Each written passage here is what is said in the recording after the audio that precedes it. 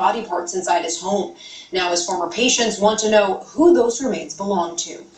I already had been traumatized for 11 years, so it just re-traumatized me. I'm wondering if one of those remains is my baby's as well. Several former patients have hired an attorney to represent them as they move forward with DNA testing. Indiana lawmakers are now asking investigators to look into the doctor's former workers. Take a look at this close call in Michigan as a distracted driver hits the ramp to a tow truck before rolling an SUV several times.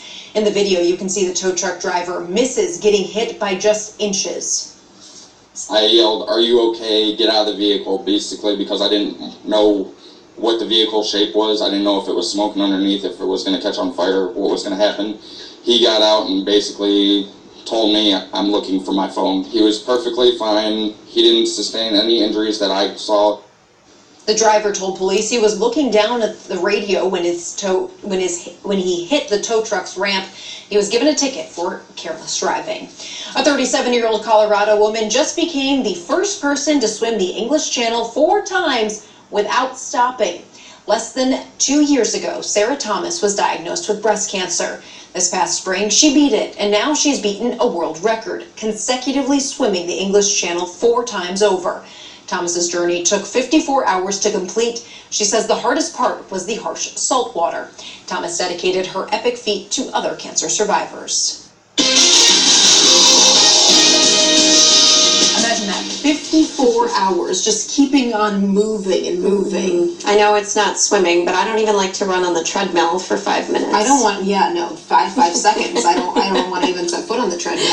No, she has some great cardio. Congratulations to her. That's amazing. Yeah, that's awesome. Great swimming weather for us in the Miami Valley. Mid-September? Yeah, if you didn't close your pool, it was great this past weekend. We may get another good weekend this weekend, where temperatures are going to be well into the 80s. Certainly doesn't feel too warm right now. Temperatures are dropping off quickly. We're at 68 degrees outside with those clear conditions and light winds. Those numbers are falling pretty fast.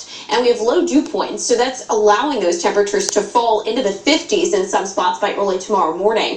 In fact, Salina, when you head out the door tomorrow morning, may be around 52, 53 degrees, so a quite chilly start for you. 57 in Greenville, 61 in the city of Dayton, most spots right around those upper 50s. 56 in Xenia tomorrow morning, and Wilmington at 58 degrees. So, as you head out the door in the morning, more specifically for the kids as they go to the bus stop and they're waiting for the bus, maybe they want that light jacket or sweatshirt early on.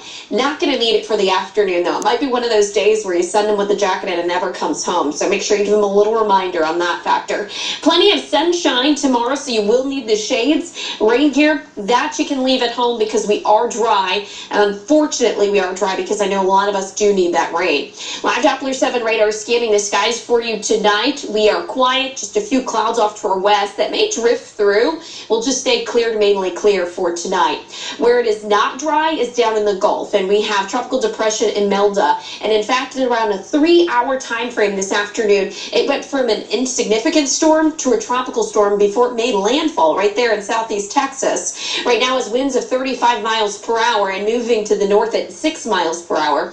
What is so important with this storm is the fact that it is slow moving and it's just sitting there, and we could be dealing with significant flooding in areas near Houston, all the way as far east as close to Lake Charles, where we may have upwards of over 20 inches of rain with Imelda as it just sits there picking up all that moisture from the Gulf and feeding it right into that part of Texas. We'll keep an eye on that, and if we get any stories of significant flooding, they have a lot of flash flood warnings out there. We'll be sure to let you know right here on Channel 7.